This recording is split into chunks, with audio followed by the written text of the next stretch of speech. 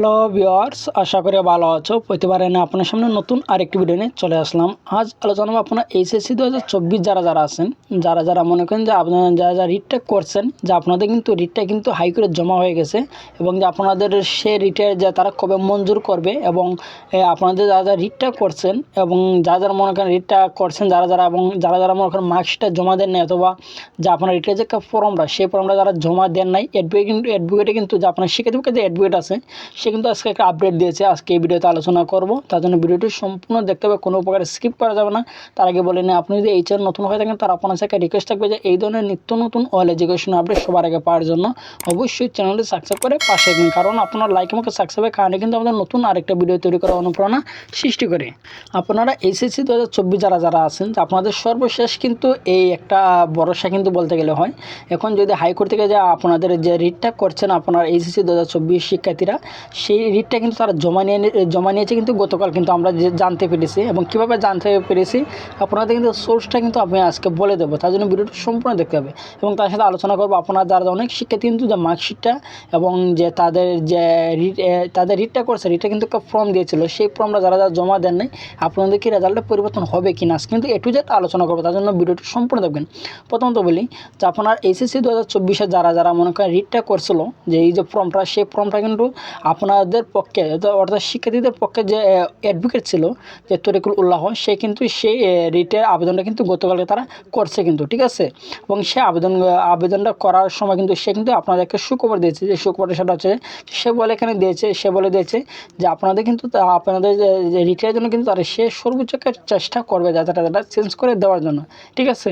এবং তার সাথে বলি আপনাদের আমি কীভাবে আপনাদের সোর্সটা কিন্তু বলে দেবো, আমি কীভাবে সে আপডেটটা পেয়েছি, তার জন্য ভিডিওটা সম্পূর্ণ দেখবেন।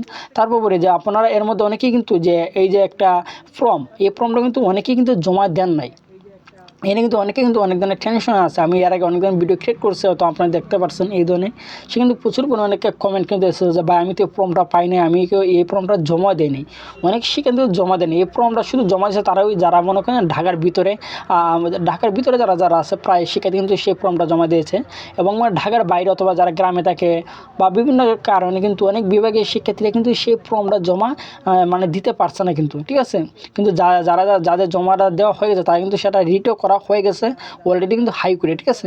এখন যে বলি যে আপনাদের একটা ভুল প্রশ্ন আছে যে আপনারা যারা হাইকোর্টে রিট করার জন্য দিয়েছেন অথবা আপনারা যারা দেন নাই তারা কি রেজাল্টের পরিবর্তন হবে কিনা, ঠিক আছে।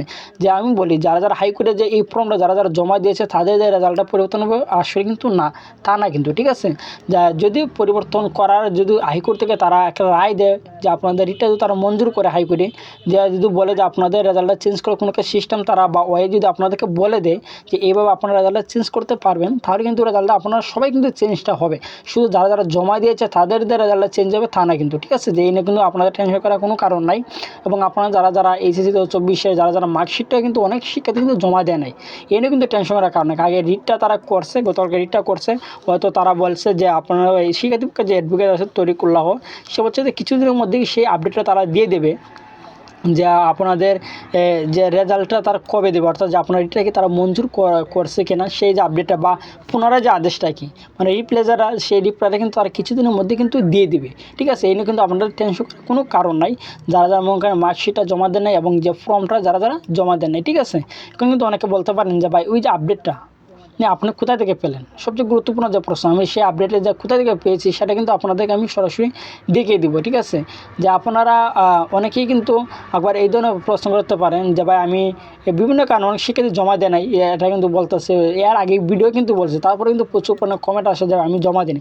জমা না দিলে কোনো সমস্যা নাই, ঠিক আছে। কারণ হাইকোর্টে যে রিটটা করছে হাইকোর্টে কিন্তু আপনারা রেজাল্টটা চেঞ্জ করে দেবে না, হাইকোর্টে আপনাদেরকে ওয়ে দিয়ে দিবে যে এই ওয়েতে আপনাদের শিক্ষা বোর্ডে এইভাবে আপনারা রেজাল্ট চেঞ্জ করার একটা সিস্টেম তারা বলে দেবে, ঠিক আছে।